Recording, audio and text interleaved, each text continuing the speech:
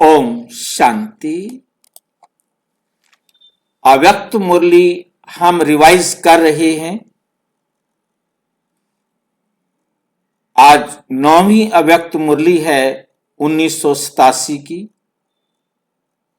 जो बाबा ने 9 अक्टूबर 1987 को चलाई। 9 अक्टूबर 1987 को ये मुरली चलाई गई। आज की मुरली का, अव्यक्त मुरली का विषय है अलौकिक राज्य दरबार का समाचार।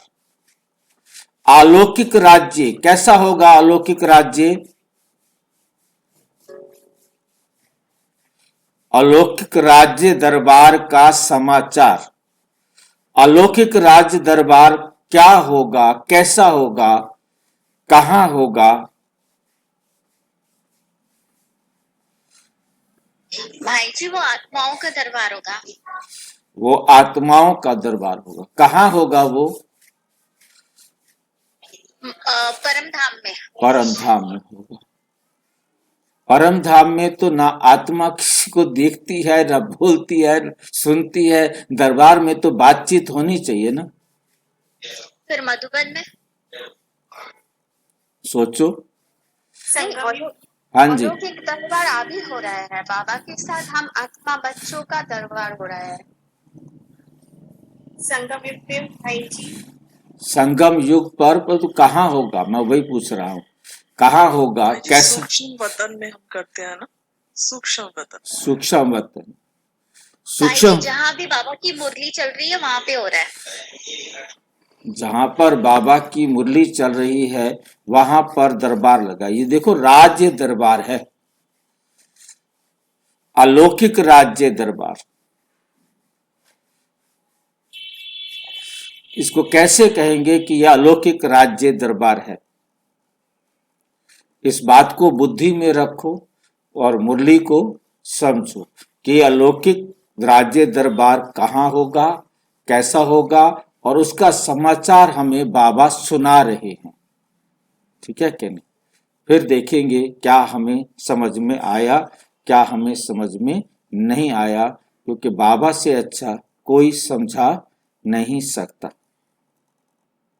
पहले हम थोड़ा सा इसलिए चर्चा करते हैं ताकि थोड़ा सा अट्रैक्शन बढ़ जाए। आज बाप दादा अपने स्वराज्य अधिकारी, पहली लाइन में समझ में आया? स्वराज्य अधिकारी किसे कहते हैं? जो अपना सूक्ष्म और स्थूल कर्म इंद्रियों के मालिक है। सूक्ष्म कर्म इंद्रियों के मालिक। दुनिया में सूक्ष्म मन बुद्धि संस्कार के मालिक हैं हम। कोई भी ना जानता है ना होता है, सिवाय इस अलौकिक परिवार की आत्माओं के। अलौकिक परिवार की आत्माएं ही इस बात को समझती हैं, और जो समझती हैं वो होती हैं अपने स्वराज्य अधिकारी। अपने स्वराज्य अधिकारी। आज बाप दादा अपने स्वराज्य अधिकारी बच्चों की राज्य दरबार देख रहे हैं। समझ में आ गया? ये सारे जो बैठे हैं ये स्वराज्य अधिकारी आत्माएं हैं। कौन कह रहा है? जो बाबा के सामने बैठे हैं वो सारे के सारे स्वराज्य अधिकारी हैं, राजा बच्चे हैं, राजाएं हैं सारे के सारे।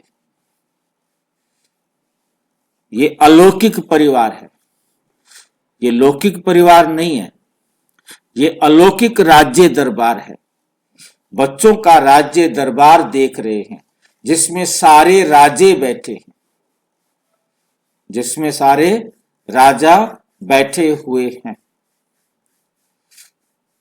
तो बाबा सभी राजाओं को देख रहे हैं जो स्वराज्य अधिकारी बच्चे हैं। ऐसे राज्य दरबार देख रहे हैं।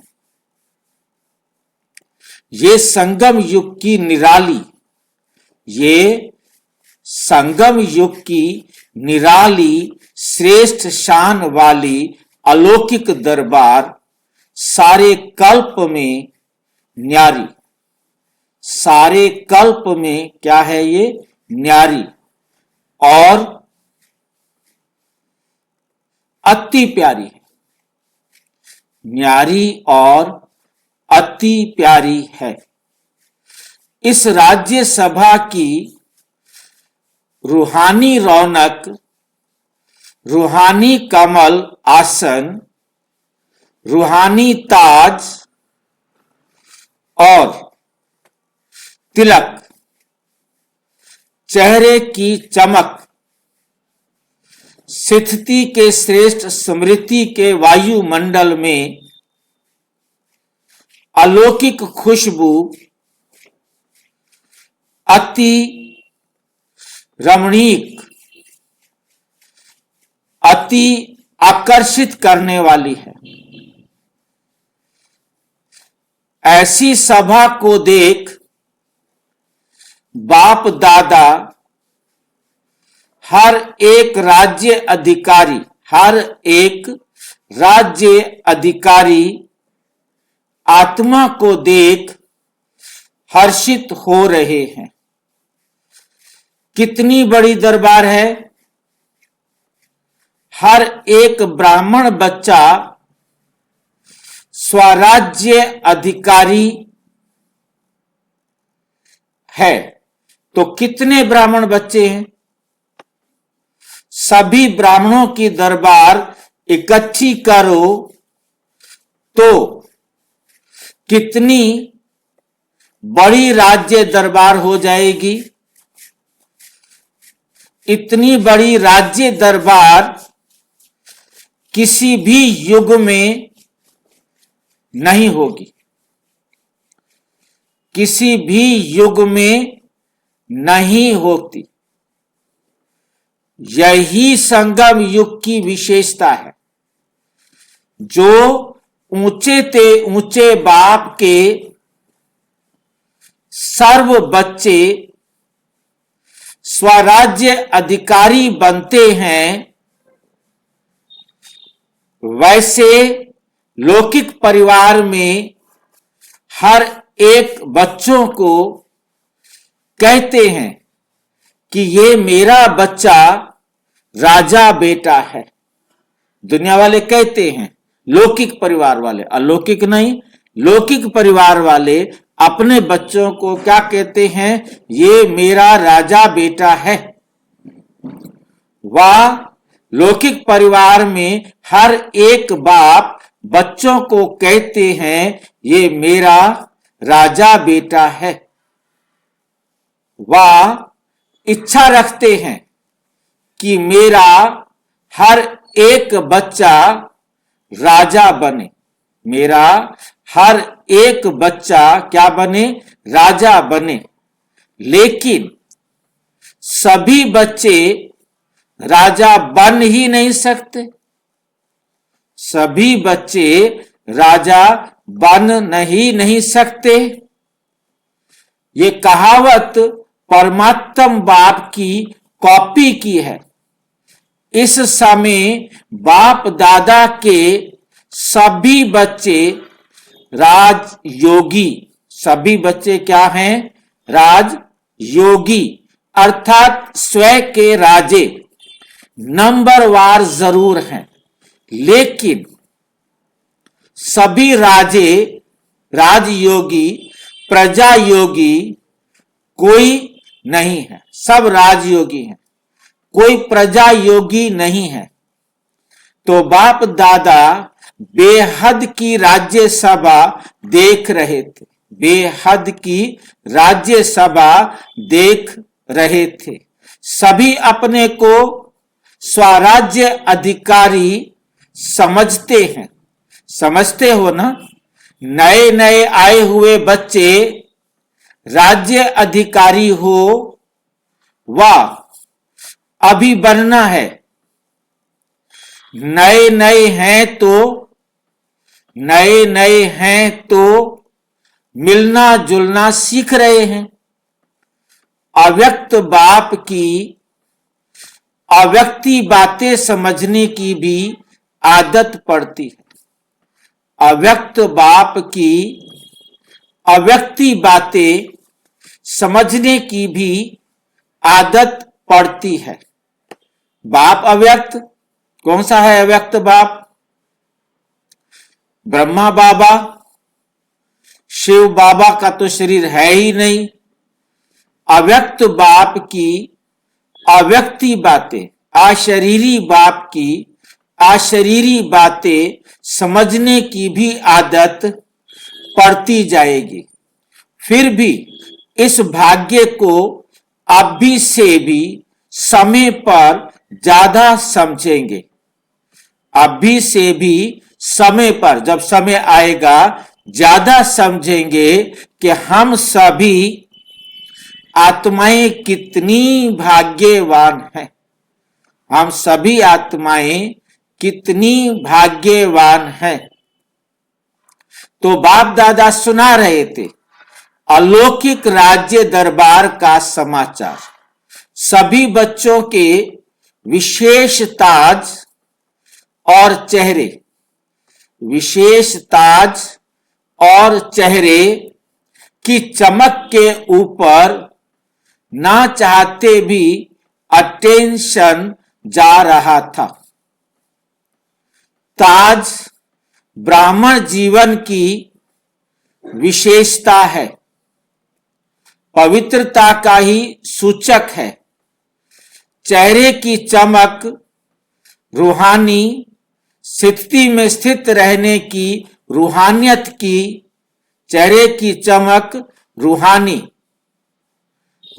स्थिति से स्थित, रूहानी स्थिति में स्थित रहने की, रूहानियत की चमक है।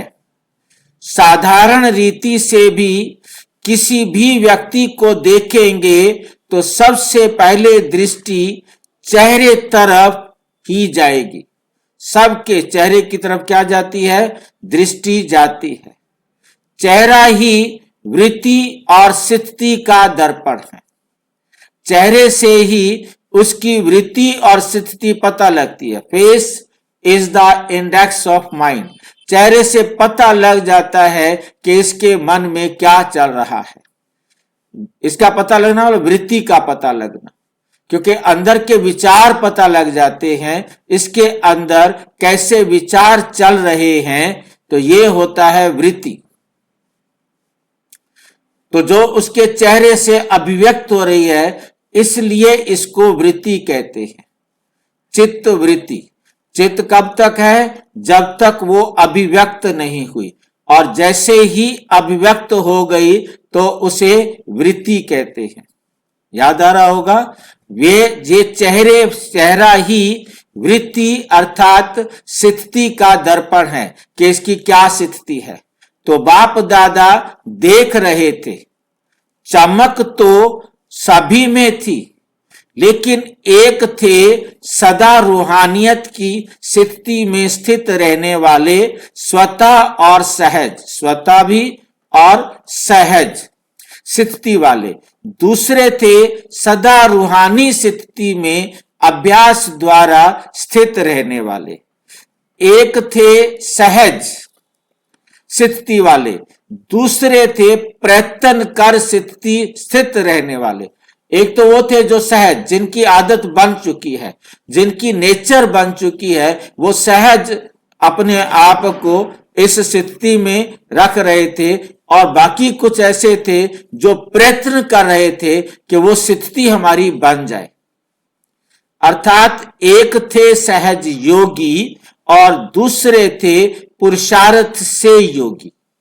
दूसरे पुरुषार्थ कर रहे थे योगी बनने का, और एक जो है योगी, सहज योगी बन चुके थे। दोनों की चमक में अंतर रहा।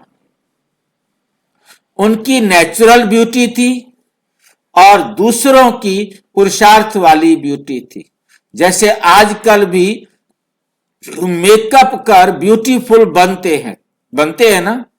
नेचुरल, स्वाभाविक ब्यूटी की चमक सदा एक रस रहती है। जो नेचुरल ब्यूटी होती है उसके लिए कोई ऊपर से रंग नहीं लगाए हैं तो वो नेचुरल ब्यूटी हमेशा रहती है। और ये जो रंग लगा लेते हैं, ऊपर चिपका देते हैं, पेंट कर देते हैं, तो उससे क्या होता है, वो जब तक पेंट किया तब तक, जैसे ही पेंट उतरा फिर सारी ब्यूटी खत्म। ये केवल बनावटी थोड़ी देर के लिए बनी और उसके बाद खत्म। तो जो अभ्यास कोई पुरुषार्थी हैं वो अभ्यास करते हैं, वो उनकी ब्यूटी उस टाइम तो होती है कि इस टाइम योग कर रहे हैं, योग का अभ्यास कर रहे हैं, पुरुषार्थ कर रहे हैं, तो उस समय तो उनकी ब्यूटी बनती है थोड़ी, परंतु जैसे ही पुरुषार्थ खत्म तो उनकी वो ब्यूटी भी क्या हो जाती है, खत्म हो जाती है। दूसरी ब्यूटी कभी बहुत अच्छी और कभी परसेंटेज में रहती है, एक जैसी एक रस नहीं रहती। तो सदा स्नेह सहज योगी, स्वतः योगी स्थिति नंबर 1 स्वराज्य अधिकारी बनाती है। जब सभी बच्चों का वायदा है, जब सभी बच्चों का वायदा है ब्राह्मण जीवन, अर्थात एक बाप ही संसार है, वह एक बाप दूसरा ना कोई। जब संसार ही बाप है, दूसरा कोई है ही नहीं, तो स्वतः और सहज योगी स्थिति सदा रहेगी ना, वह मेहनत करनी पड़ेगी। अगर दूसरा कोई है तो, दूसरा कोई है तो एक है शिव बाबा तो सहज है। अब किसी का शिव बाबा भी है और कोई घर में, परिवार में, दोस्ती में, फ्रेंडशिप में, लौकिक में, अलौकिक में, कहीं भी कोई और है जो वो भी अच्छा लगता है, शारीरिक रूप से नहीं, विकार के रूप से नहीं, किसी भी कारण से वो भी अच्छा लगता है, अर्थात उधर भी आकर्षण है, तो वो लगातार तो नहीं रहेगा ना, उसको तो मेहनत करनी पड़ेगी। सेंटर पर आएगा, बाबा के पास जाएगा तो बाबा का बन जाएगा, बाबा को छोड़ेगा तो दूसरे का बन जाएगा। तो इस प्रकार से मामला गड़बड़ होता है, मेहनत करनी पड़ेगी। अगर दूसरा कोई है तो मेहनत करनी पड़ती है, यहां बुद्धि ना जाए, वहां जाए, लेकिन एक बाप ही सब कुछ है। फिर बुद्धि कहां जाएगी? जब जा ही नहीं सकती तो अभ्यास क्या करेंगे? अभ्यास में भी अंतर होता है।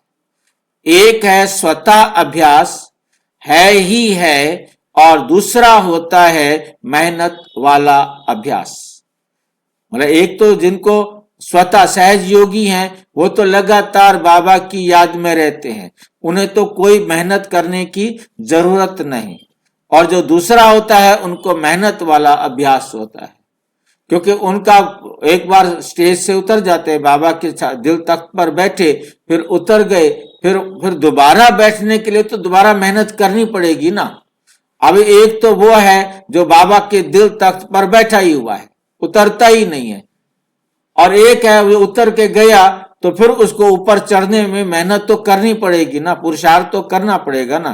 तो उसका हो जाता है मेहनत वाला अभ्यास। जो बैठा है उसे कोई मेहनत नहीं करनी, वो तो बैठा ही है, वो उतरा ही नहीं है। उतरेगा तो चढ़ने की भी जरूरत पड़ेगी, जब उतरेगा नहीं तो चढ़ने की भी जरूरत नहीं पड़ेगी।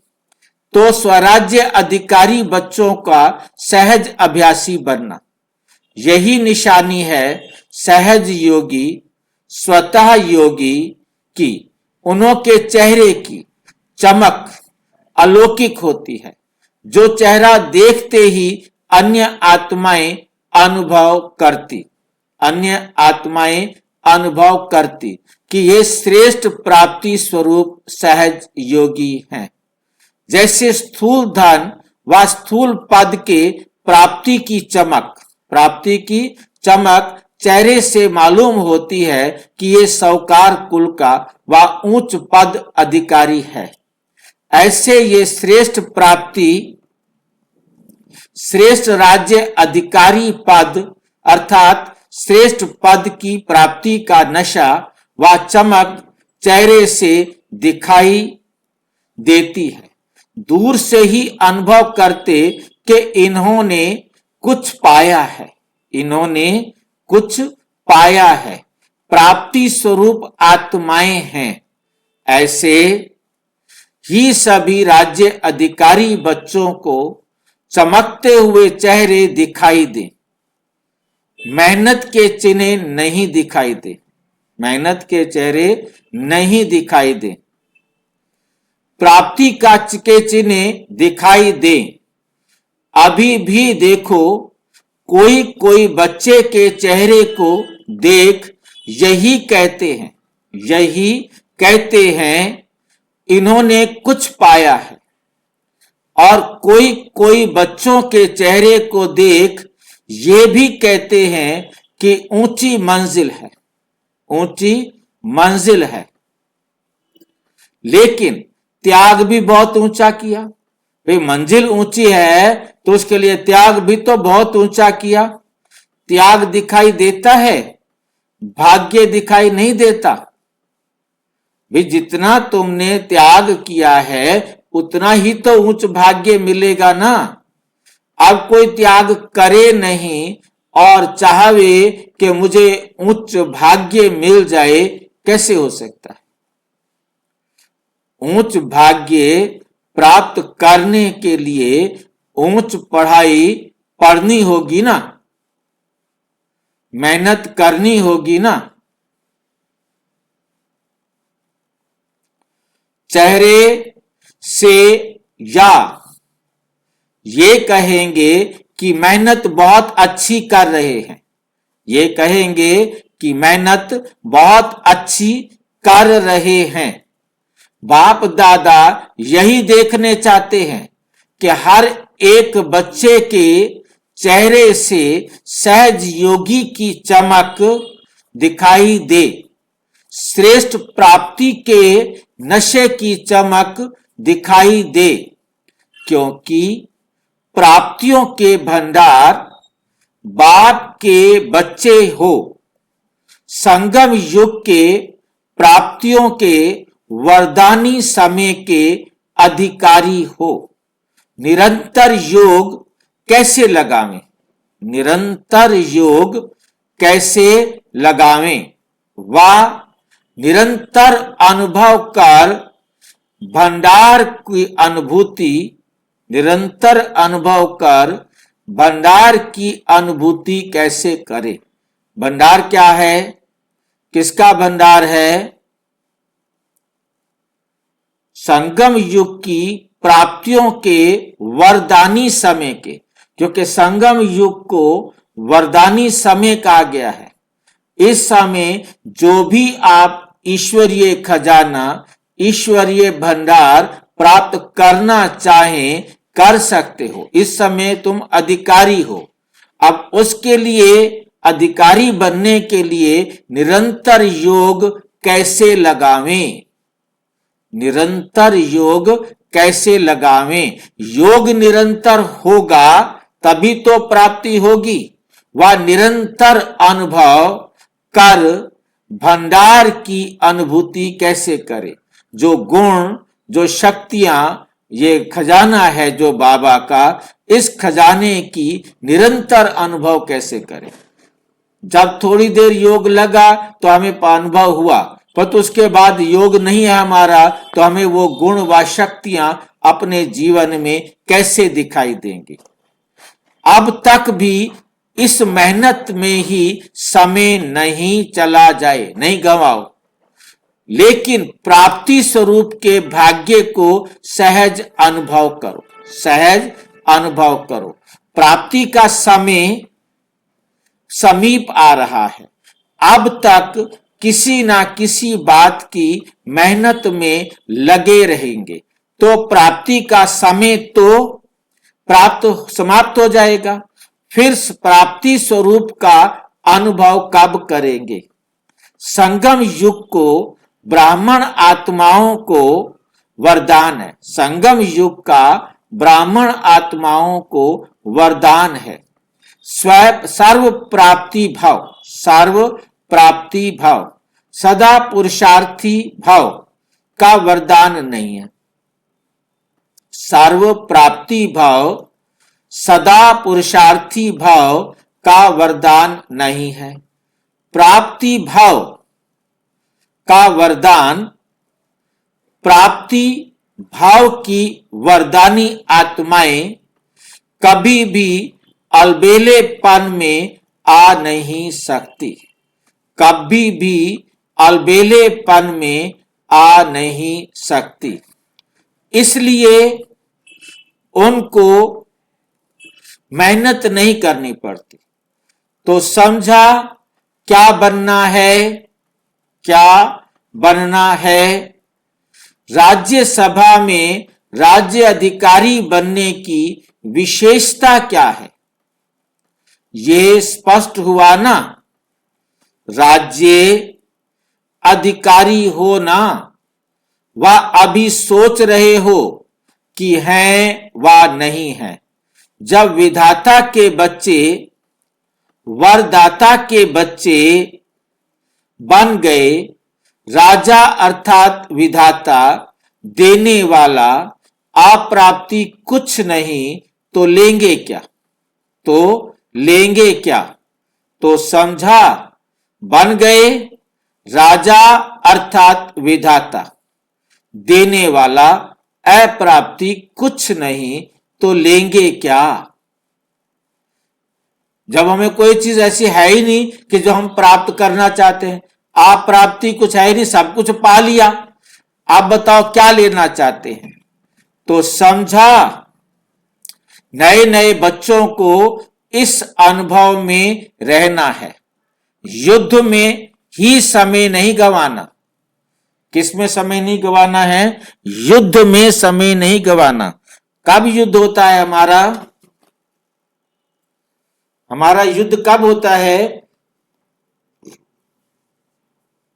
कभी युद्ध किया है आप लोगों ने?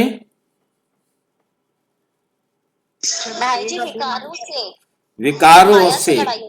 जो भी बात बाबा की श्रीमत के विरुद्ध है, चाहे वो बोलने में है, चाहे सुनने में है, चाहे खाने पीने में है या जीवन में, कोई भी बात जो बाबा की श्रीमत के विरुद्ध है, वही हमें करनी पड़ रही है, वही हमें करनी पड़ रही है। तो उसे कहते हैं युद्ध।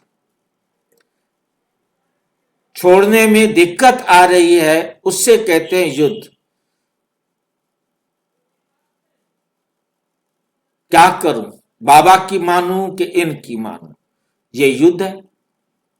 परिवार की मानूं कि बाबा की मानूं, दीदी की मानूं कि बाबा की मानूं, ये भी युद्ध है। कोई भी दूसरे व्यक्ति के बीच में और बाबा के बीच में जहां अड़चन आ जाए, जहां सोचना पड़ जाए, वो युद्ध है।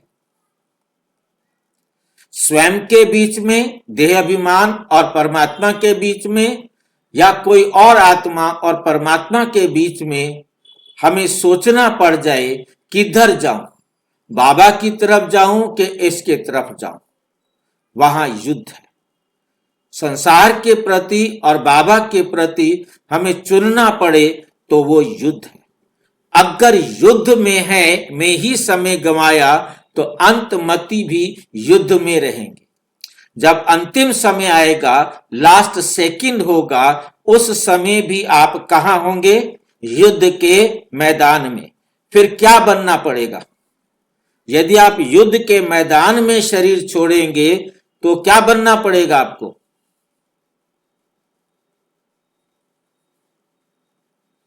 जो क्षत्रिय बनेंगे, त्रेता में जाएंगे। युद्ध करते करते हमारा शरीर छूट गया तो हम सतयुग में नहीं आएंगे, तो हम कहां आएंगे?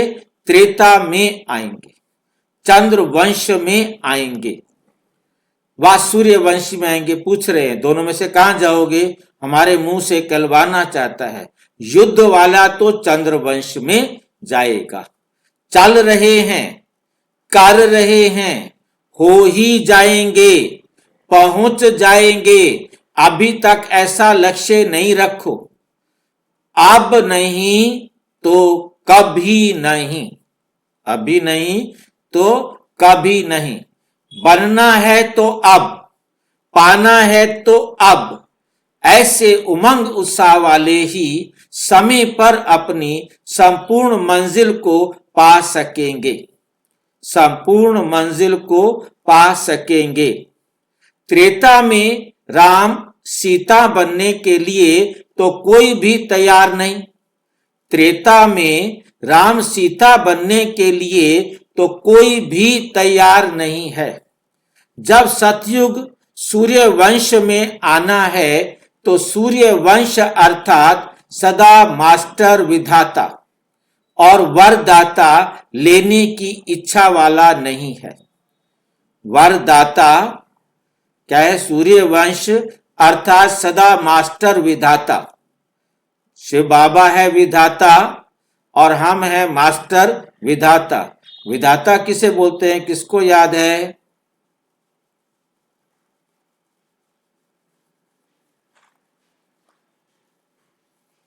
विधान देने वाला, हम्म, विधान देने वाला। क्या होता है विधान?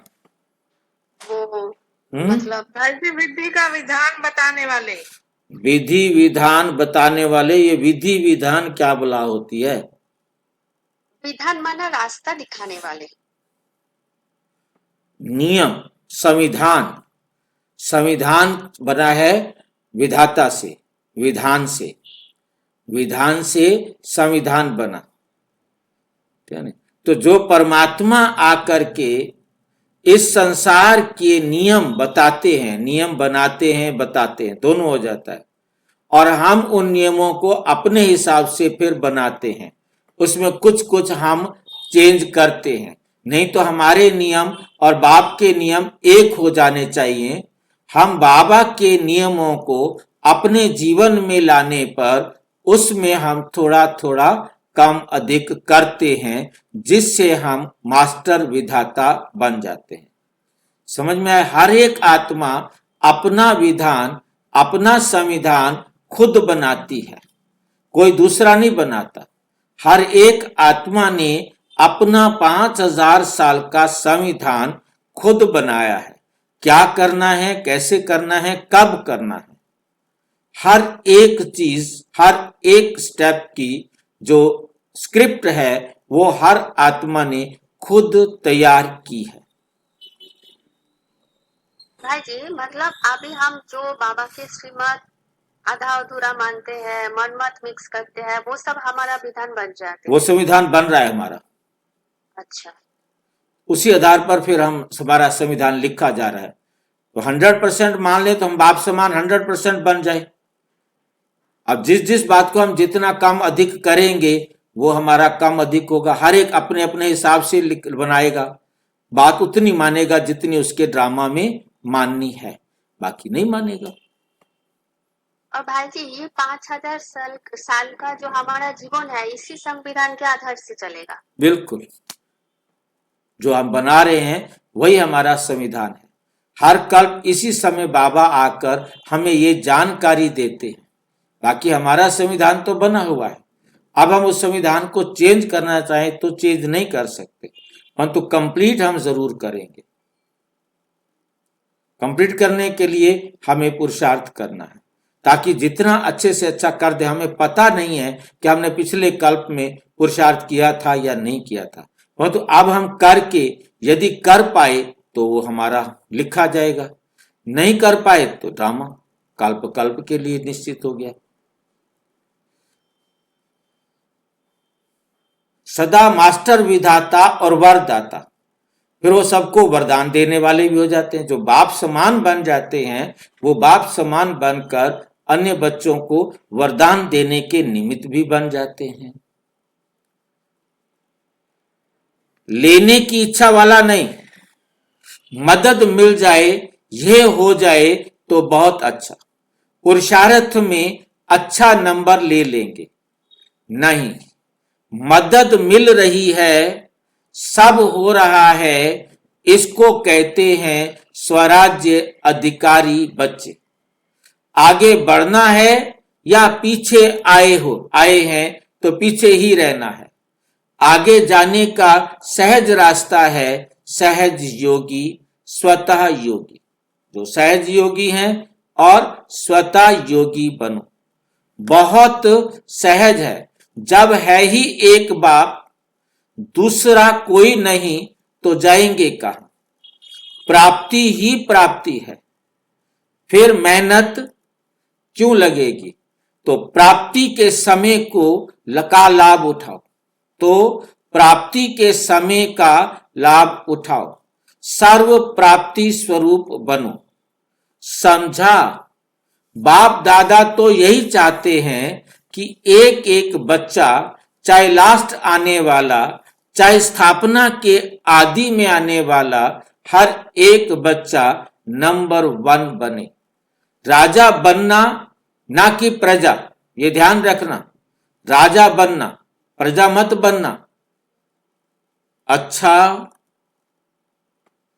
महाराष्ट्र और मध्य प्रदेश का ग्रुप आया है।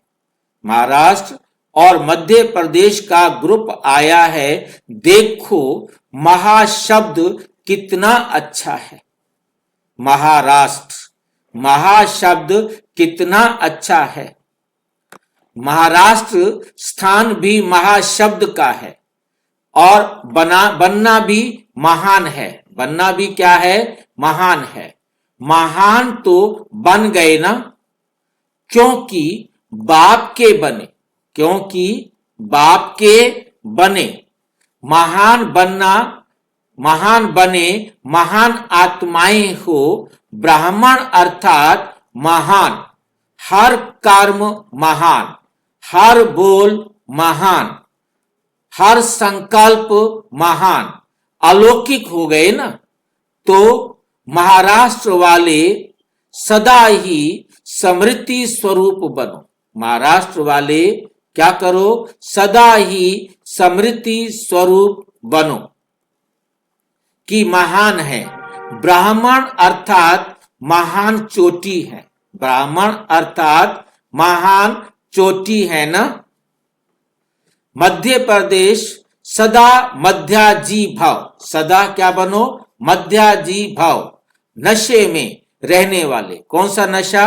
मध्याजी भाव। मध्याजी भाव किसको याद है? मध्याजी भाव किसको याद है?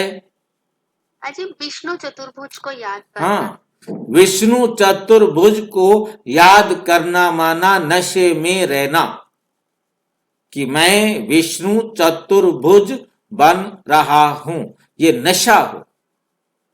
मन मना भाव के साथ मध्याजी भाव, अपने मन को बैठकर मनाना, अर्थात मन मना भाव के साथ दूसरा क्या होना चाहिए? मध्याजी भाव, अर्थात लक्ष्य को सामने रख कर पुरुषार्थ करना।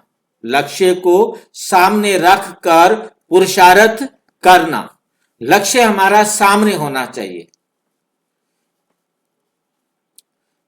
का भी वरदान है तो अपने स्वर्ग के स्वरूप अपना स्वर्ग का स्वरूप, इसको कहते हैं मध्याजी भाव। तो अपने श्रेष्ठ प्राप्ति के नशे में रहने वाले, अर्थात मध्याजी भाव के मंत्र के स्वरूप में स्थित रहने वाले, वे भी महान हो गए। मध्याजी भाव हैं तो मन मना भाव भी जरूर होंगे। लक्ष्य जिसको याद होगा, मध्याजी भाव क्या है? हमारा लक्ष्य हमें याद है तो मन मना भाव भी जरूर होंगे। हमारी मेहनत पुरुषार्थ भी, अपने आप को समझाने की प्रक्रिया भी जरूर होगी। तो मध्य प्रदेश अर्थात महामंत्र का स्वरूप बनने वाले, तो दोनों ही अपनी अपनी विशेषता से महान है। समझा? कौन हो? पूछ रहे हैं बाबा। समझा कौन हो? जब से पहला पाठ शुरू किया वे भी यही किया, क्या कि मैं कौन। बाप भी वही बात याद दिलाते हैं, बाप भी वही बात याद दिलाते हैं। क्या याद दिलाते हैं? इस पर मनन करना है। शब्द एक ही है कि मैं कौन, लेकिन इसका उत्तर कितने हैं? इसके उत्तर कितने हैं? लिस्ट निकालना। मैं कौन, किसकी लिस्ट निकालेंगे? क्या होगी लिस्ट? जितने भी बाबा ने हमें स्वमान दिए हैं वो सारे लिखने हैं इस लिस्ट में। मैं कौन, तो अपना स्वमान लिखना है। अच्छा, चारों ओर के सर्व प्राप्ति स्वरूप श्रेष्ठ आत्माओं को, सर्व अलौकिक राज्यसभा अधिकारी महान आत्माओं को, सदा रूहानियत की चमक धारण करने वाली विशेष आत्माओं को, सदा स्वतः योगी, सहज योगी, ऊंचे ते ऊंची आत्माओं को, ऊंचे ते ऊंचे बाप दादा का स्नेह संपन्न याद प्यार स्वीकार हो। अच्छा, ओम शांति। और विस्तार से जानने के लिए प्रजापिता ब्रह्मा कुमारी ईश्वरीय विश्वविद्यालय के किसी भी सेवा केंद्र पर संपर्क करें, और यदि कोई प्रश्न है तो 9213106986 पर आरटीआई टेलीग्राम करें, 9650692270 पर केवल व्हाट्सएप करें, फोन नहीं। ओम शांति।